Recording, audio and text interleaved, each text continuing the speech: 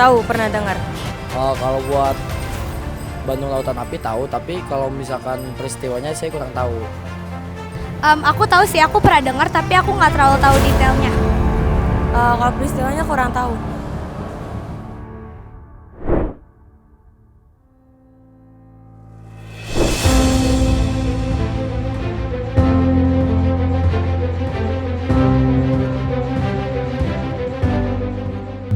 Oktober 1945, pasukan sekutu di bawah Brigadir MacDonald tiba di Bandung. Mereka datang untuk membebaskan tentara Belanda yang menjadi tawanan perang dan menuntut rakyat Bandung untuk menyerahkan seluruh senjata api mereka.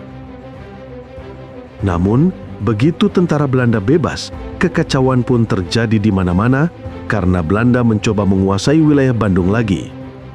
Dalam waktu cepat, Bandung Utara yang merupakan wilayah kolonial pun menjadi medan pertempuran antara pasukan pejuang melawan tentara Belanda dan sekutu. Untuk mengatasi situasi tersebut, Brigadir MacDonald pun mengeluarkan ultimatum. Ultimatum pertama pada tanggal 27 November 1945 berisi tuntutan agar penduduk Bandung Utara pindah ke wilayah Bandung Selatan selambat-lambatnya pada 29 November 1945. Warga yang tidak pindah akan ditangkap dan dibunuh. Ultimatum itu tentunya tidak dituruti begitu saja oleh warga Bandung. Meski warga Bandung Utara dan TKR keluar dari Bandung Utara, mereka tetap melancarkan perlawanan kepada sekutu. Jadi kalau kita lihat ultimatum, Pak Jokowi ini bukan ultimatum sekutu, ultimatum Belanda sudah tidak langsung seperti itu. Nah, barangkali situasi itulah yang kemudian juga terjadi beberapa waktu kemudian, di mana diikuti oleh perang dan perang konflik-konflik yang terjadi bulan Desember itu bisa dikatakan membuat sekutu kewalahan ya. Nah, kondisi ini tentunya tadi dalam kondisi yang demikian, maka sekutu terus berupaya bagaimana agar Bandung yang menjadi tempat kedudukan divisi India ke-23 itu benar-benar bisa terkuasai secara penuh. Maka setelah berusaha mengosongkan Bandung Utara, dalam kemudian mereka juga merasa tidak puas dan ini Bandung Selatan dikuasai. Karena pergerakan laskar kita, pasukan kita itu kemudian bergerak dari wilayah Bandung Selatan dan juga wilayah-wilayah lainnya yang bisa tentunya melakukan infiltrasi ke wilayah Bandung Utara. Untuk menguasai wilayah Bandung Selatan, dibuatlah ultimatum kedua pada 17 Maret 1946. Ultimatum itu memperingatkan Perdana Menteri Sultan Syahrir agar pasukan bersenjata RI mundur dari Bandung Selatan sejauh 11 km dari pusat kota.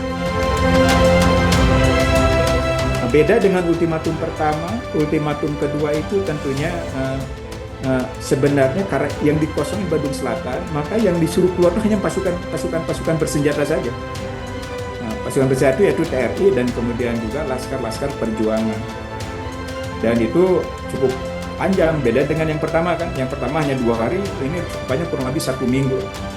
Nah inilah yang melakari terjadinya tentunya peristiwa Bandung Lautan Api. Konflik itu pada awalnya yang terjadi antara pasukan kita dengan Jepang, kemudian bergeser menjadi dengan sekutu, nikah di suatu chaos karena banyak avanturi politik ya yang tentunya dimanfaatkan oleh Belanda, yaitu dari unsur-unsur ex-Kenil maupun dari bekas-bekas pejabat pemerintah pada masa kolonial Belanda. Dan mereka itu kemudian dimanfaatkan betul untuk bisa tentunya memuluskan harapan atau keinginan Belanda untuk kembali bisa berkuasa di Indonesia, termasuk di kota Bandung. Ultimatum kedua dari sekutu menimbulkan perdebatan sengit di antara para tokoh Republik. Meski Syahrir memerintahkan agar Panglima Komandemen Jawa Barat Jenderal Mayor Didi Kartasasmita dan Kolonel A.H. Nasution mengikuti ultimatum itu, Panglima Besar Jenderal Sudirman menyerukan hal yang sebaliknya. Lewat markas besar tentara di Yogyakarta, diserukan agar TRI Jawa Barat menolak ultimatum Inggris. Setelah menerima 2 perintah yang berbeda, Nasution pun sempat dilema. Namun akhirnya pada jam 2 siang tanggal 24 Maret, ia memutuskan pilihannya dengan membuat suatu keputusan berisi 4 perintah Panglima Divisi 3 TRI. Perintah itu adalah semua pegawai negara dan rakyat untuk keluar dari kota sebelum jam 12 malam. TRI harus menjalankan aksi bumi hangus terhadap semua bangunan yang ada. Sesudah matahari terbenam, Bandung Utara dan Bandung Selatan harus diserang dari utara dan sedapat mungkin harus pula dijalankan aksi bumi hangus di sana dan pos komando dipindahkan ke Kulalet. Jadi akhirnya kesepakatan seperti itu. Nasution sebagai Panglima Divisi 3 mengumumkan seperti itu kebijakan itu. Jadi kita ikut ultimatum keluar kota Bandung, TRI sebagai dimaui oleh Sekutu, tapi tidak semuanya dipenuhi gitu kemauan Sekutu itu. Jadi Sekutu yang ingin rakyat tetap bertahan dan pemerintahan, tapi kasarnya TRI memindahkan dan tidak hanya TRI tapi rakyat juga ikut keluar dari Bandung, dan agar Bandung Selatan tidak bisa dimanfaatkan oleh Sekutu, maka kita hancurkan Bandung Selatan dengan cara membumi hanguskannya.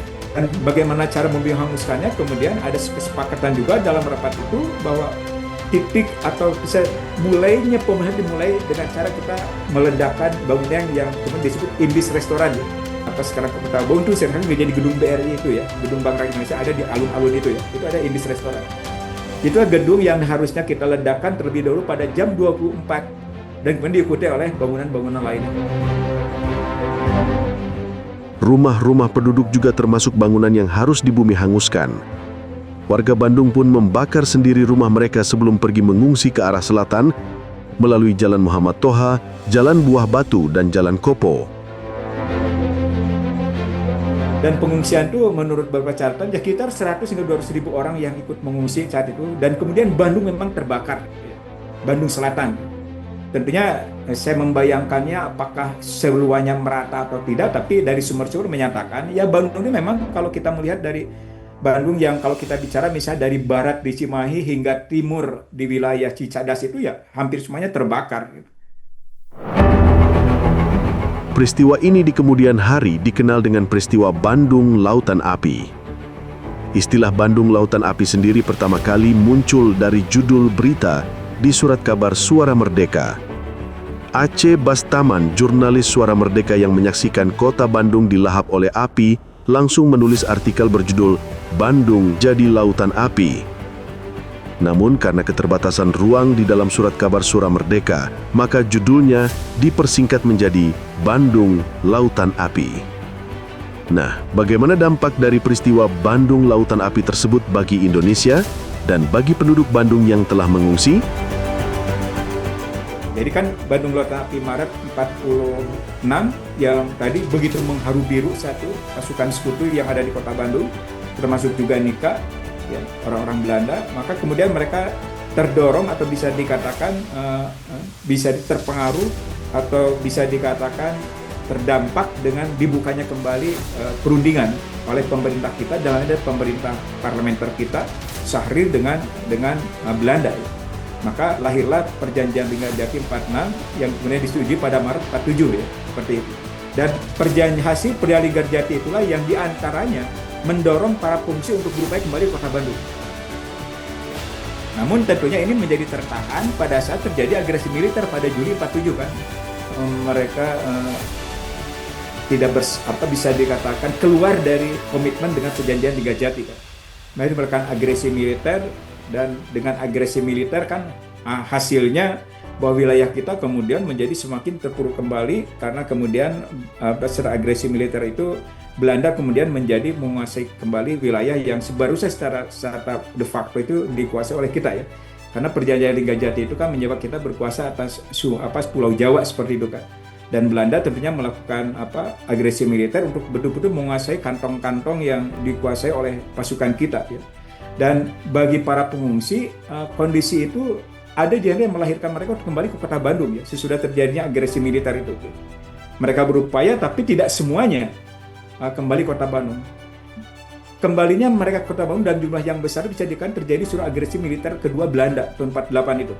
Jadi mulai 48 sudah terjadi agresi kedua khususnya di awal 49 maka kebagian besar sudah kembali ke kota Bandung. Dan memang yang dari beberapa catatan sejarah pada mereka kembali ke kota Bandung mereka dihadapkan dengan situasi yang cukup memprihatinkan ya. Pertama tadi rumah yang sudah terbakar ya. Dan mereka tentunya tidak punya kemampuan secara ekonomi membangun rumah kembali. Tapi yang lebih memprihatinkan lagi banyak rumah yang masih bisa dikatakan utuh tapi diisi orang lain. Yang mengisinya terutama ada orang-orang Cina dan orang-orang Belanda. Dan di beberapa sumber dinyatakan kadang-kadang terjadi konflik untuk mengambil hak mereka kembali. Dan itu terjadinya kembali sekitar 1-2 tahun lah itu terjadi, mereka kembali ke kota Bandung ya. Jadi mereka mengungsi dalam waktu yang relatif lama. Dan sekali ini bisa dipahami karena tadi dinamika politik kita sudah terjadinya peristiwa Bandung Lautan Api, ada diplomasi yang namanya itu perjanjian Linggarjati, kemudian diikuti agresi militer, diikuti lagi oleh perundingan Renville kan di 48, kemudian ada lagi di ujungnya yaitu agresi pada bulan Desember 1948.